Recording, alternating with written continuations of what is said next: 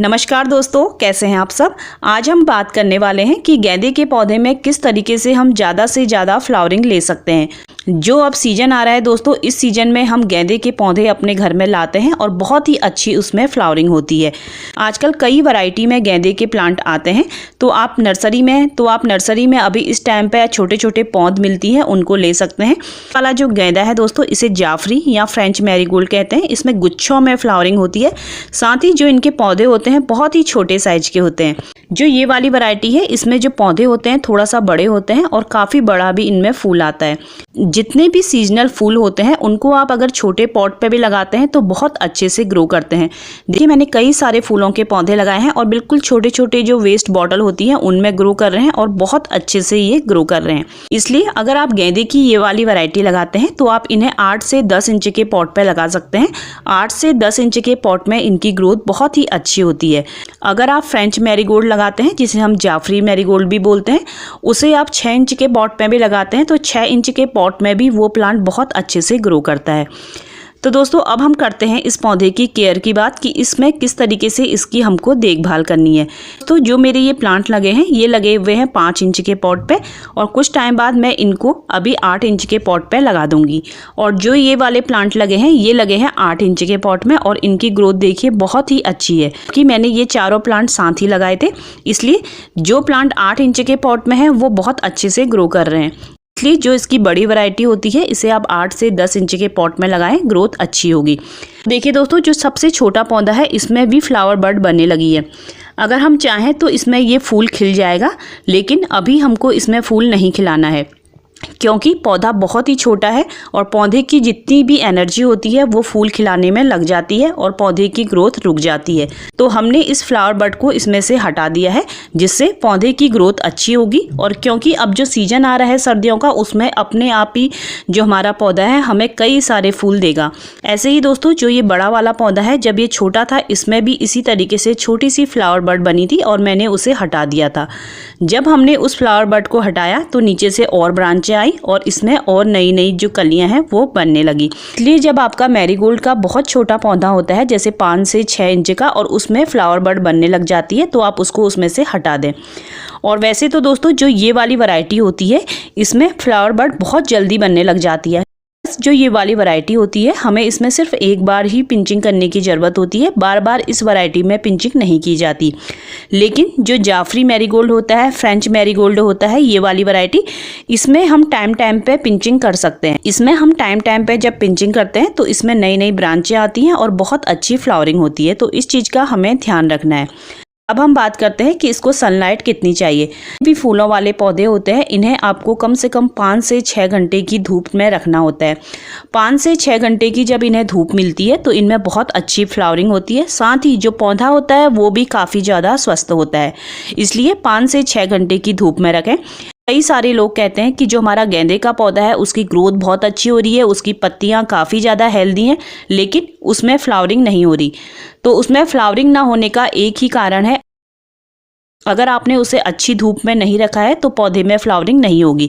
इसलिए आपके घर पे जिस जगह पे ज़्यादा से ज़्यादा धूप आती है वहाँ पे आपको अपने फ्लावरिंग प्लांट रखने होते हैं। इसके साथ ही जिस गमले में आपने गेंदे का पौधा लगाया है, उस गमले में कोई और घास या कोई और पेड़ उग जाते हैं तो आपको उनको निकाल देना है। देखिए, कई सारे इसमें घास जमी हुई है और आप इनकी जड़ें देखिए, जितने भी हमने पोषक तत्व मिट्टी में डाले रहते हैं सारे के सारे ये ले लेती हैं। क्योंकि जो हमने ये फूलों वाले पौधे लगाए हैं ये सीजनल प्लांट हैं, एक सीजन के लिए ग्रो होते हैं और हम इन्हें लगाते हैं छोटे छोटे पॉट्स में। तो इनकी जो मिट्टी में हम पोषक तत्व डाले रहते हैं ये सिर्फ इन्हीं पौधों के लायक ही रहते हैं। अगर इनमें कोई और घास उग जाए या कोई और प्लांट उग जाए तो वो पोषक तत्व वो पौधा खींच लेता है और इससे जो हमारा मेन प्लांट होता है वो कमज़ोर हो जाता है। इसलिए जितनी भी घास वगैरह पॉट में जमती है आप उसको टाइम टाइम पे निकालिए। इसके साथ ही 15 दिन में एक बार हल्के हाथों से आपको गुड़ाई करनी है। गुड़ाई आप जब भी करते हैं तो बिल्कुल हल्के हाथों से करें।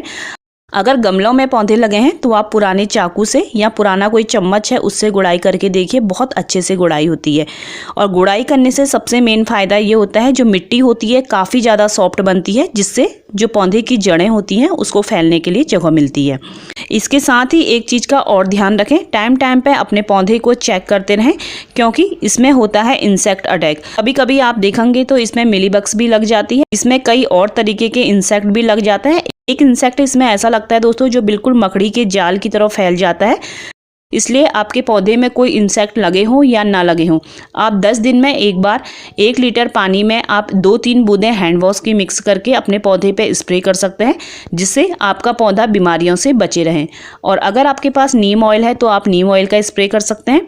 अगर आपके पौधे में इंसेक्ट लग ही गया है तो आप लहसुन और मिर्ची को कूट के जो उसका लिक्विड बनता है उसका स्प्रे करिए, बहुत अच्छा आपको रिजल्ट मिलेगा।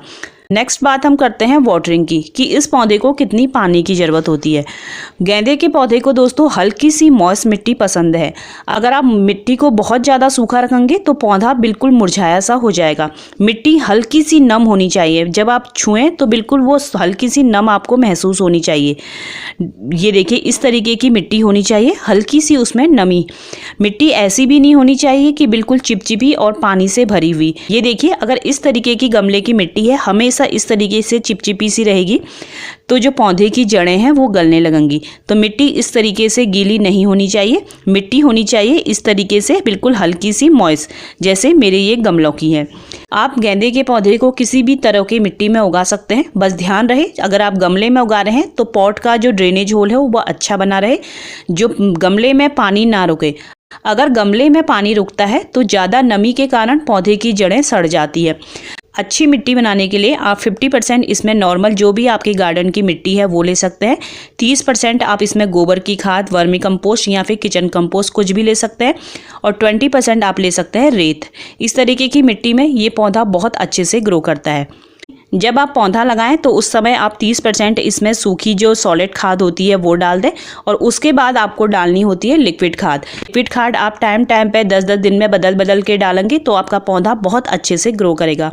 जब आपका पौधा छोटा होता है 5 से 6 इंच का, तो आप उसमें गोबर की खाद का लिक्विड और वर्मी कंपोस्ट का लिक्विड डाल सकते हैं, क्योंकि इसमें नाइट्रोजन की मात्रा बहुत ज़्यादा होती है, और नाइट्रोजन मिलने से जो पौधा होता है बहुत तेज़ी से ग्रो करता है।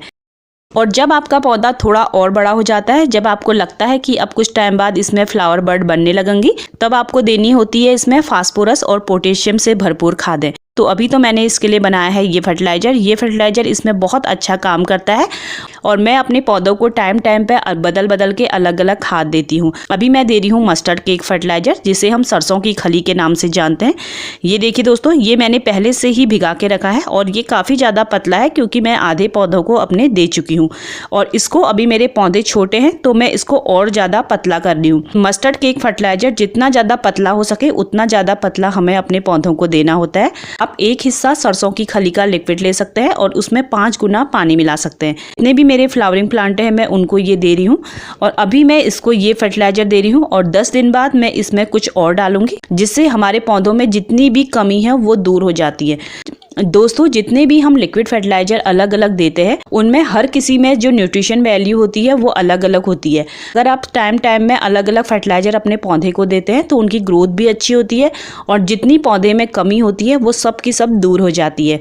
तो इस तरीके से आपको अपने पौधों की देखभाल करनी है। अगर आपको मेरा ये वीडियो पसंद आया हो तो मेरे चैनल को लाइक और सब्सक्राइब करिएगा। वीडियो देखने के लिए आप सभी का बहुत बहुत धन्यवाद।